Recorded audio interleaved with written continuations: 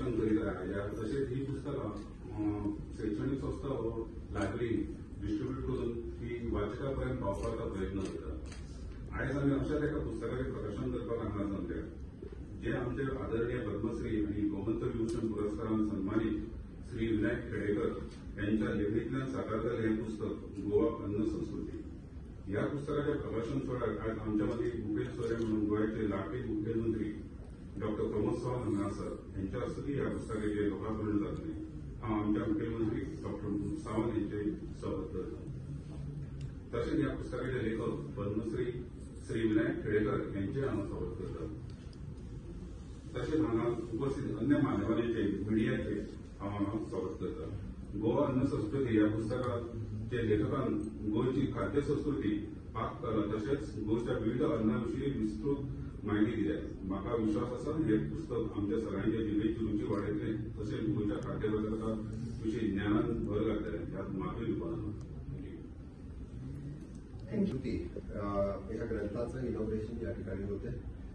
पद्मश्री विनायक खेडेकर यांनी लिहिलेला गोवा अन्न संस्कृती हा ग्रंथ, या पुस्तकावरती बोलण्यासाठी खास करून सुगंधाबाई सावळीकर यांनी डिटेलमध्ये या पुस्तकावरती आपलं बोलणं केलं. आपल्याला या पुस्तकाची डिटेलमध्ये माहिती त्यांनी करून दिलेली आहे. आमचे इन्फॉर्मेशन डिपार्टमेंटचे स्पिरिट विनायक खेडेकर यांचे सगळे चाहते, त्यांचे स्नेही आणि पत्रकार मित्रांनी मिळालेलो सर्वात अगोदर गोवा सरकारच्या वतीनं, गोवा इन्फॉर्मेशन पब्लिसिटीच्या वतीनं आणि समस्त गोव्याच्या लोकांच्या वतीनं मी पद्मश्री विनायक खेडेकर यांचं खूप खूप अभिनंदन करतो. गोवा अन्न संस्कृती हा ग्रंथ लिहिणं म्हणजे एका राज्याचा हा ग्रंथ आहे हे म्हणायला काही हरकत नाही. कारण आपण ज्यावेळेला विचार करतोय त्याने विचार करत असताना पर्टिक्युलरली एका विशिष्ट समाजाचा किंवा एका विशिष्ट धर्माचा विचार न करता पूर्ण गोव्यातील अन्न संस्कृती कशी असावी आणि कशी होती आणि इन फ्युचरमध्ये म्हणजे एखाद्याला जर हा विषय शिकायचा झाला, इन फ्युचर एखाद्या युनिव्हर्सिटीमध्ये म्हणा किंवा हायस्कूलमध्ये एखाद्याला रिसर्च करायचा जरी आला तर हा ग्रंथ हा नक्कीच त्याच्या उपयोगी पडेल असं मला वाटतं.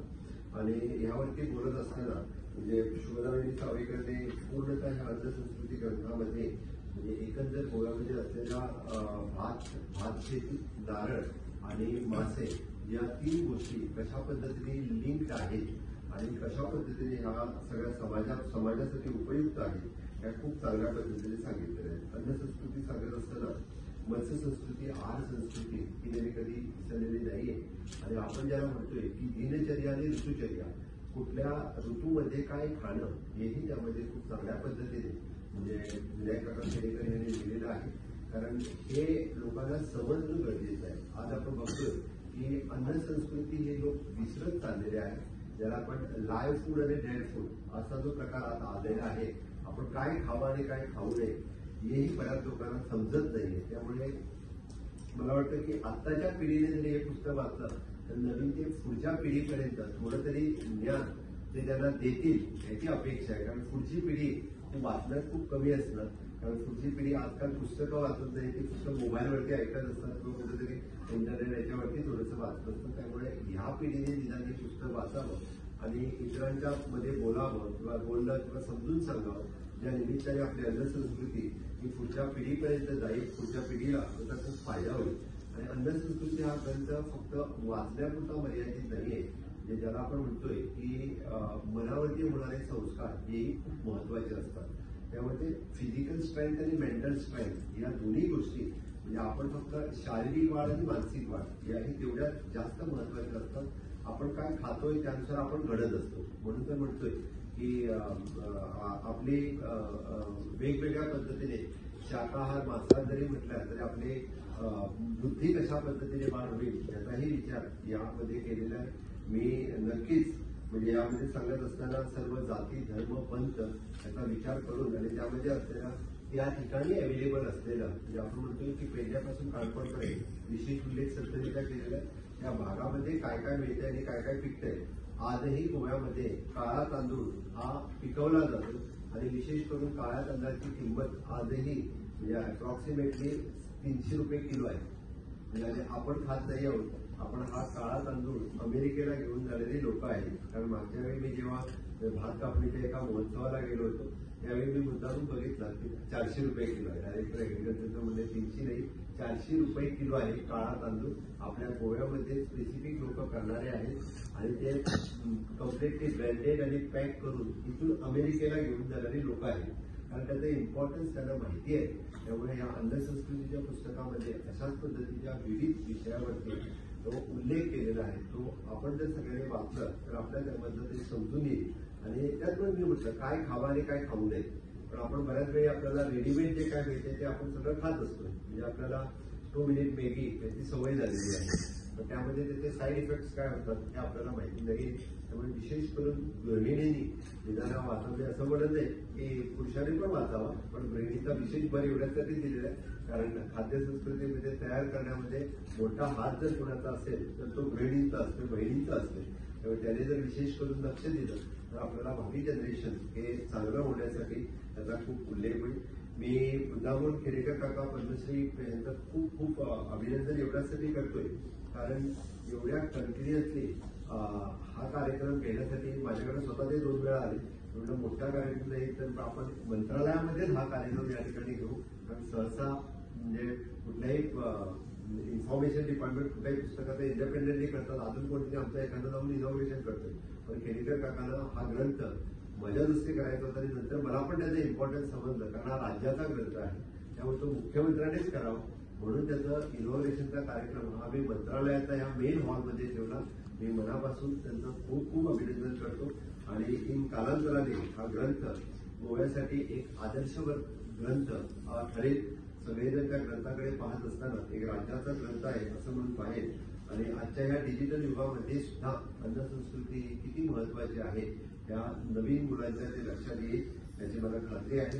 आणि नक्कीच परत एकदा म्हणजे आपल्या टुरिझम कल्चर या सगळ्यांचा आपण एक पुढे जात असताना की सरकार नक्कीच या ग्रंथाचा विचार करत असताना मी तर म्हणेन की विशेष करून वेगवेगळी हॉटेल्स लाईन्स जी आहेत त्यांच्यासाठी हा मार्गदर्शक ठरू शकतो. कारण विशेष करून गोवन फूड खाण्यासाठी विशेष लोक ज्या स्मॉल याच्यावरती जातात इथं 5 स्टार आणि बाकी ह्याच्यामध्येही गोवन कल्चर प्रमोट करण्यासाठी त्याचा उल्लेख करावा. मी टुरिझम यांचा मुद्दाहून सांगेन की विशेष करून त्याने जर ते शिकून घेतलं तर त्याला आपण म्हणतोय की गोव्यामध्ये जी लोक येतात, टुरिस्ट लोक येतात, फॉरेन कंट्रीतून लोक येतात त्यांना गोवन स्वाद देणं. कारण विशेष करून आपण ज्यावेळी ज्या वेगळ्या देशामध्ये जातोय तेव्हा तिथल्या देशातली ती टेस्ट आपण अनुभवतोय. मग इथल्या का नाही मग आपल्याला जसं आपण गोवन फिश करी राईस जवळ पेटंट ज्याला आपण म्हणतो त्याच पद्धतीने त्यांनी सांगितलेले वेगवेगळे पेटंट यामध्ये आहेत ते प्रमोट करावे. आणि वेगवेगळ्या हॉटेल्समधून अशा पद्धतीचे पेटंट आणि अशा पद्धतीचे अन्न संस्कृतीचं जतन व्हावं ते लोकांपर्यंत पोहोचावं हे नक्कीच भविष्यात मार्गदर्शक ठरेल याची मला खात्री आहे. आणि परत एकदा मी विनायक काका खेडेकर यांचं खूप खूप अभिनंदन करतो. त्यांनी आतापर्यंत 15-20 पुस्तकं आणि विशेष करून त्यांना पद्मश्री मिळत असताना गोव्यातील लोकसंस्कृती यावरती दिलेला ग्रंथ हा त्याचा खूप महत्वाचा ग्रंथ होता. आणि त्याचा उल्लेख करून त्यांना पद्मश्री मिळत असताना त्या ग्रंथाचा उल्लेख हा विशेष झाला होता. कारण आज लोकसंस्कृतीचं जर जतन होणं तर ते लिहून काढणं गरजेचं आहे आणि ती लोकसंस्कृती ही पुढच्या पिढीपर्यंत पोहोचवणं ही गरजेची होती. मी मुद्दामून म्हणजे आजच्या युवकांना एवढंच सांगेन की विनायक काका खेडेकर जर या वयामध्येही एवढ्या उत्स्फूर्तपणे आपल्या लेखन करत असतात तर कित्येक युवकाने अशा वेगवेगळ्या विषयावरती अभ्यास करून लिहिणं हे फार फार गरजेचं आहे. आणि ते करणं एवढंच मी सांगेन. आणि गोवा सरकारच्या वतीने गोवा अन्न संस्कृती या ग्रंथासाठी पद्मश्री विनायक काका खेडेकर यांचं खूप खूप अभिनंदन. धन्यवाद. सदाभिमुक्ती साधकम् कलाधरावतंसकम् नमामि तं विनायकम् नमामि तं विनायकम्. नमस्कार.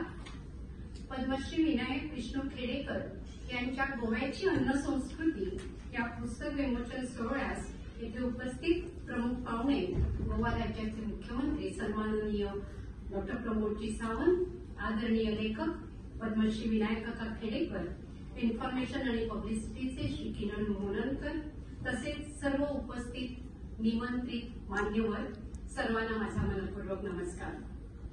गोमंतकातील लोककला, संस्कृती, इतिहास, लोकजीवन याचा सखोल अभ्यास करून ज्यांनी जवळजवळ 15 ते 20 पुस्तकं लिहिली, त्यांची पुस्तकं प्रसिद्ध झाली, असे आपले पद्मश्री विनायक काका खेडेकर यांचं हे पुढील पुस्तक गोव्याची अन्न संस्कृती याची थोडक्यात ओळख करून देण्यासाठी मिळते आहे. आपली भारतीय संस्कृती ही विज्ञानाधिष्ठित आहे. त्यामुळे आपला धर्म, आपली संस्कृती, आपली अन्न संस्कृती हे सर्व विज्ञानावर आधारित आहे. आपल्या मातीचे रुजते तेच आपल्या भोजनात असते व तेच आपल्याला चांगले पचते. आपले सण आणि त्या सणासुदीला, लग्न समारंभात पूर्वापार असे पदार्थ बनत होते किंवा बनतायत जे इथे आपल्या शेतात पिकणाऱ्या भातापासून आणि भाटातील नारळापासून बनत. गोव्याच्या पारंपरिक लोककला, विविध प्रथा, परंपरा या वेगवेगळ्या क्षेत्राशी निगडीत असून या सर्वांना एकत्रित बांधण्याचे मोठे कार्य अन्न संस्कृती करते. आपण पारंपरिक अन्नपदार्थ शिजवतो, खातो, पण त्याच्या मागचा इतिहास आपल्याला माहित नसतो. या पुस्तकात पहिल्या भागात आपल्याला गोव्याच्या कृषी संस्कृतीची ओळख करून दिली आहे. कुळागर, भात शेती, त्याच्यानंतर कुमेरी, पोरसू किंवा मळा, मिठागर या सर्वांची विस्तृत माहिती आपल्याला इथे वाचायला मिळेल. लेखक म्हणतात की केवळ भात शेतीच नव्हे तर जेवण खाण ह्या सभेतील जे पदार्थ आहेत, म्हणजे आपण म्हणू की भाजीमळे, पोरसू, कुळागर, रानेवने, जंगल देखील, जे वेगवेगळ्या प्रकारातील सामग्री आपल्याला पोचवतात अन्नपदार्थ तयार करण्यासाठी, त्यांची देखील माहिती आपल्याला असली पाहिजे. त्यामुळे ह्या अन्नपदार्थांचं महत्व सगळ्यांना समजेल. आता भात शेतीमधीलच विविध प्रकार आपण पाहिले तर सर्ग आहे, वांगण आहे, त्याच्यानंतर शेतीच्या जातीतील विविध प्रकार आहेत. उदाहरणार्थ सत्तरीतील पुरण शेती आहे किंवा मरण शेती आहे, जी माधवी नदीच्या खोऱ्यात जमीन समतल करून केली जाते. अशा वेगळ्या वेगळ्या प्रकारच्या शेतींची माहिती, त्याचबरोबर तिथे पिकणारा भात, त्यांच्या म्हणण्याप्रमाणे भांगरसाळ आणि हिरेसाळ खानदानी भात प्रकार आहेत. कारण त्याच्यापासून जे उत्पन्न मिळतं ते कमी असतं, उंची असतं पण कमी असतं.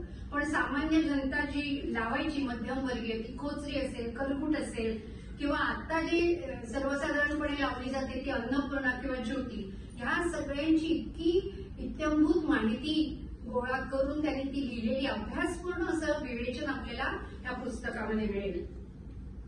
फक्त भात शेती किंवा ती करणाऱ्या याच्याबद्दल माहिती नाहीये, तर त्या भात शेतीसाठी जे खळ तयार करतात, एक विशिष्ट प्रकारचं अंगण तयार केलं जातं, तर ते करताना देखील किंवा आपण भात लावताना, शेती पेरताना देवाचं कार्य करायचं असतं, गारण घालायचं असतं, तर ते कसं करतात, प्रत्येक जमातीत त्याची काय पद्धत आहे, हे तुम्हाला इथं सगळं समजून येतं.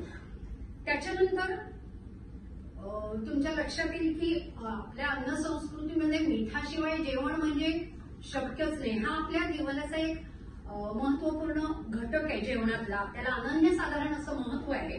तर असं हे मीठ तयार होतं, त्याला मिठागर म्हणतात. ते कसं आणि कुठे तयार होतं त्याचं अगदी सचित्र वर्णन आपल्याला या पुस्तकात बघायला मिळेल. आणि इतकी माहिती आहे की 1855च्या नोंदीनुसार गोव्यातील मिठाची निर्यात ही अव्वल मानली जायची, ह्याची सुद्धा नोंद आपल्याला इथे आढळते.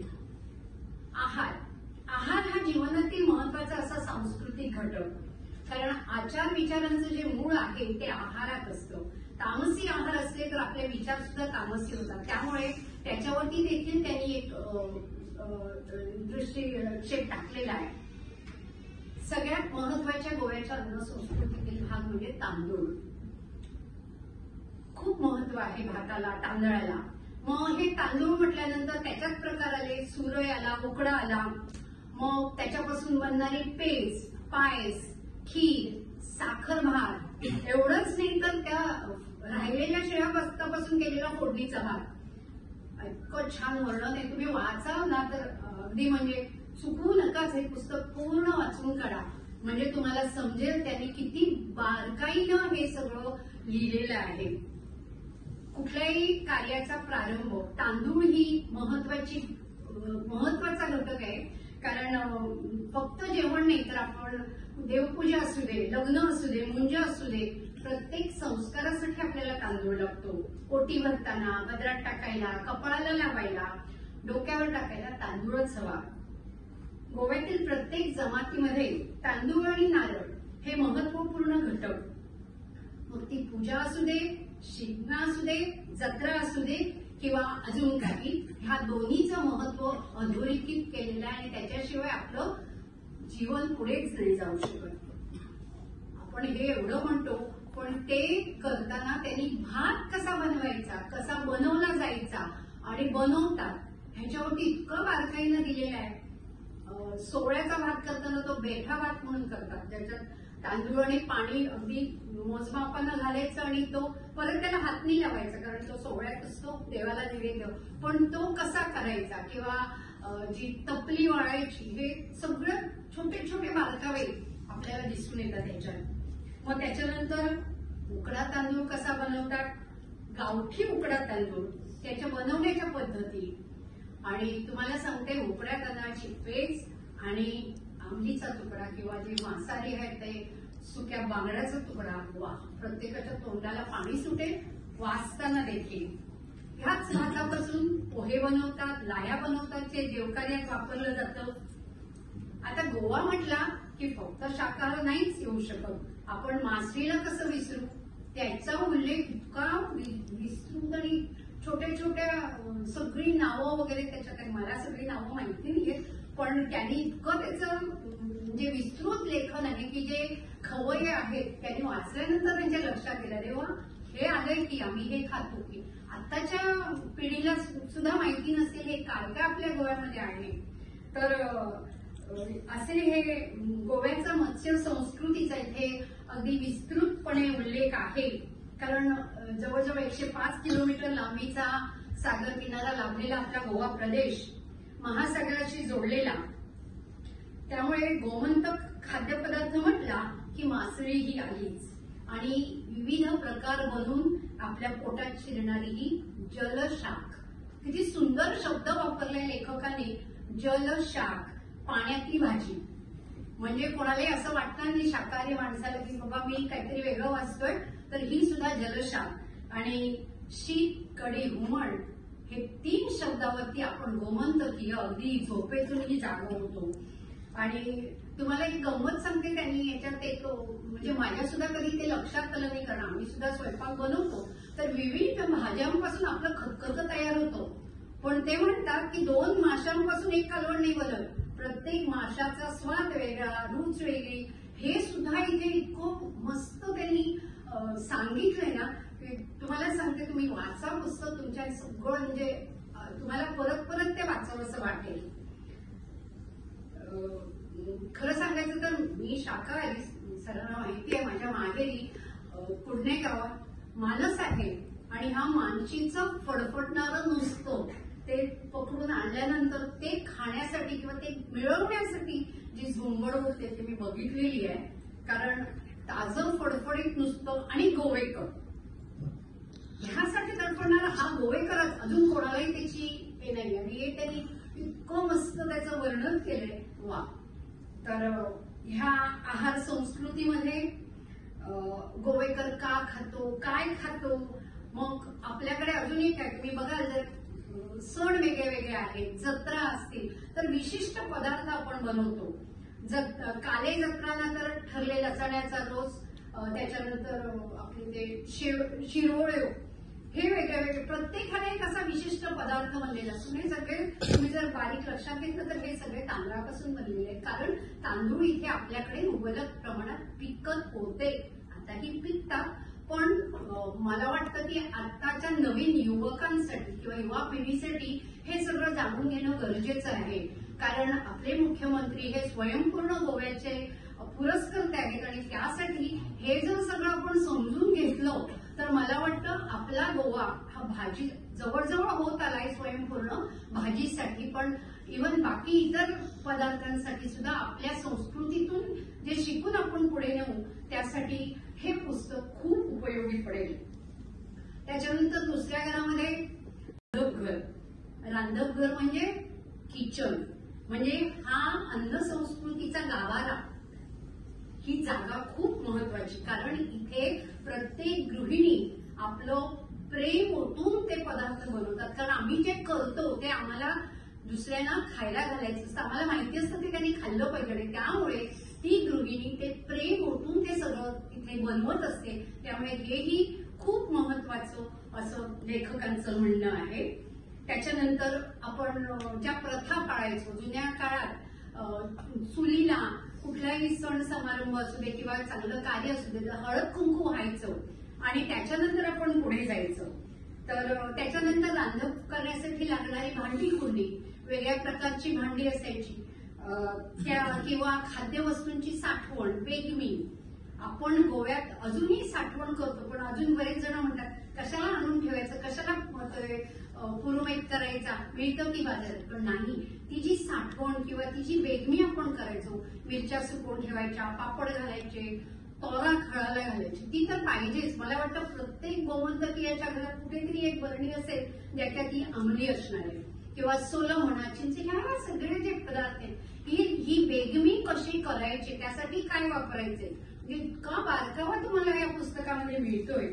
त्याच्यानंतर गऱ्यांची सालं, हा प्रकार विलुप्त होत चाललाय, पण ती गऱ्यांची सालं पावसात गरे काढून ते, कारण त्यावेळी त्याचा काही उपयोग होत नाही, कारण आपण पापड नाही घालू शकत, मग ते मीठ लावून ती चेपणीला ठेवून मग ती कशी ठेवायची. आणि त्याचा उपयोग साधारण ज्यावेळेला भाजी नसते श्रावण महिन्यात, इव्हन एका विशिष्ट आमच्यात एक सण असतो तो म्हणजे रविवारचा, नाही मला वाटतं तो षष्ठी सप्तमी, शीतला सप्तमी म्हणतात. तर त्या गौरीला सगळं रानातलं लागतं, त्यांच्या पदार्थात हे उकड आंबा आणि गऱ्यांची सालं याचा नैवेद्य दाखवला जातो. म्हणजे सगळं असं हे जे आपण म्हणू की पारंपरिक तंत्रज्ञान वापरून, आधुनिक तंत्रज्ञान आता आले पण पारंपरिक तंत्रज्ञान वापरून ह्या सगळ्या गोष्टी कशा ठेवलेल्या आपण साठवून ठेवतो त्याचं वर्णन. त्याच्यानंतर पुढे गेल्यावर आपण म्हणू, मला माहिती आहे सरांना वेगळं होईल, पण ह्या पुस्तकाला ना 10 मिनिटं कमी पडतात सांगायला. थोडक्यातच सांगते तुम्हाला, सर ऐकून घेतील. तर नैवेद्य प्रत्येक जेवणी असते किंवा अजून काय असतं तर त्याला विशिष्ट अशा पद्धतीनं प्रत्येक हे केलं जातं.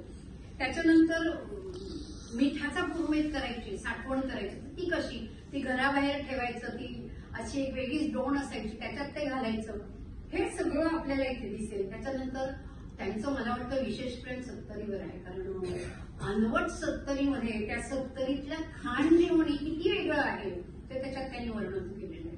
आणि पटतं आपल्याला, कारण ते म्हणतात की सत्तरी भागात तसे मासे वगैरे कमी, पण हे जे वेगळे वेगळे पदार्थ तिथे बनतात ना त्यांचं त्यांनी किती छान वर्णन केलंय आपल्याला दिसून येतं.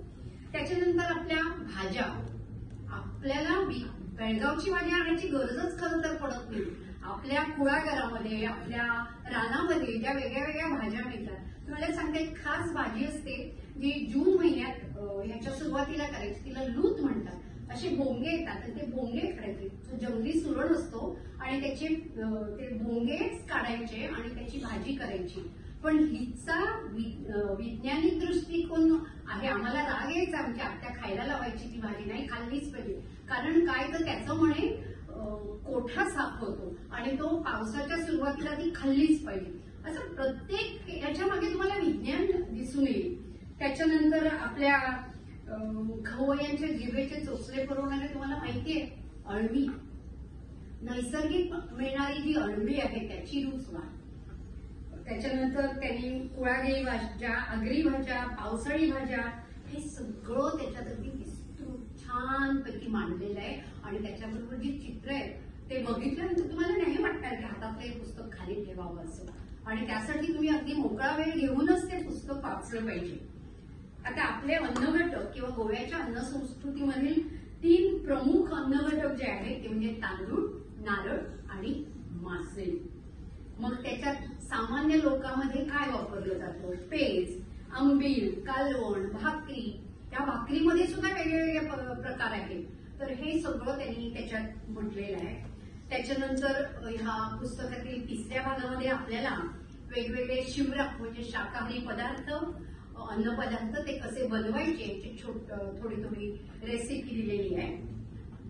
फणस, गोव्यातील फणस हा असा एकमेव झाड मी तुम्हाला सांगेन जिथे आपण कसलंही सारं म्हणजे जे खत वापरत नाही, पण त्याचा एवढासा जो असतो त्या कोल्याची सुशेळ म्हणून माझी करतात.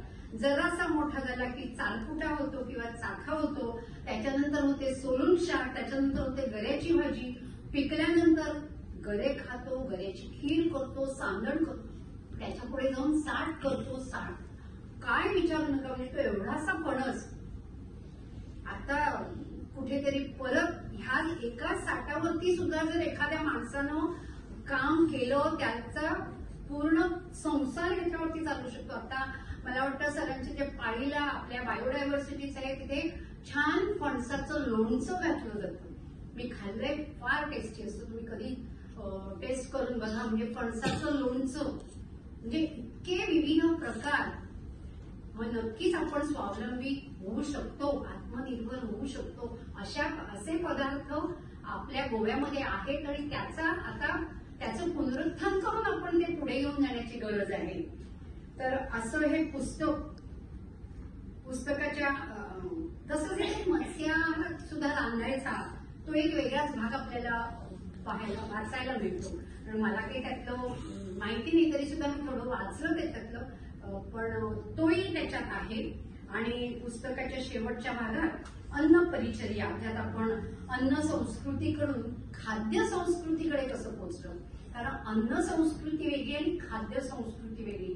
आता जर तुम्ही बघाल तर काही ना काही प्रत्येक जण खात असतो, पण ते पचतं की नाही याचाही विचार नसतोच. पण अन्न संस्कृती जी आहे ती विशिष्ट वेळेला विशिष्ट खायचं, विशिष्ट प्रकारे आपण ते पुढे घेऊन जायचो. त्याच्यानंतर जे रांधपघर होतं त्याच्याकडून खानावळीकडे पोहोचलोय. पण हा अन्न आहाराचा एक अभ्यास आपल्याला या पुस्तकात आढळतो. आणि असं हे पुस्तक फक्त वाचनासाठी नव्हे तर प्रत्येकानं आपल्या संग्रही ठेवण्यासाठी यथायोग्य असं आहे. आणि ह्या पुस्तकाची खरी प्रेरणा आणि ऊर्जा स्रोत आहे सौ कुंदा काकी. आज त्या आपल्यामध्ये नाहीये, पण त्यांच्या मागं लागल्या होत्या ते पुस्तक पूर्ण करण्यासाठी. उद्या त्यांची दुसरी श्राद्धतिथी आहे, पण त्यांनी त्यांच्या विनायक काकांच्या मागे कुंदा काकींचा मोठा हात आहे. ह्या पुस्तकासंदर्भात ह्या वयात तरुणांनाही लाजवी असा उत्साह आणि अजूनही अनेक पुस्तकं लिहिण्याचं ज्यांचा मनोदय आहे.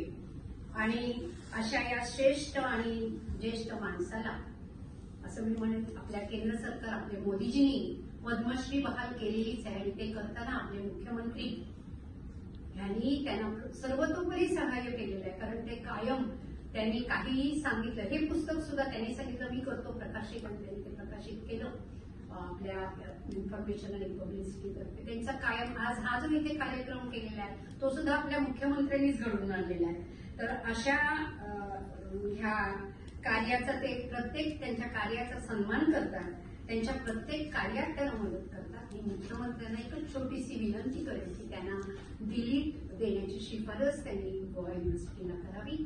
आणि तसंच मला इथे ह्या पुस्तकावरती भाष्य करण्यासाठी बाबू काकांनी सांगितलं ते मी म्हणेन माझं भाग्य. कारण मी पहिल्यांदाच असं पुस्तकावरती भाष्य केलंय. 2-3दा वाचून काढलं, समजेना मला कुठले मुद्दे घेऊ कुठले मुद्दे सोडू. कारण सगळेच मुद्दे आपले महत्वाचे होते, पण तरी सुद्धा आपला सर्वांनी मी काय जे सांगितलं ते ऐकलं आणि आपण सर्वजण हे पुस्तक मुद्दामहून वाचाल अशी अपेक्षा बाळगते आणि इथेच थांबते. धन्यवाद. तुम्ही पळयतात गोंयकारपण, गोंयकारांचो गोंयकारा खातीर.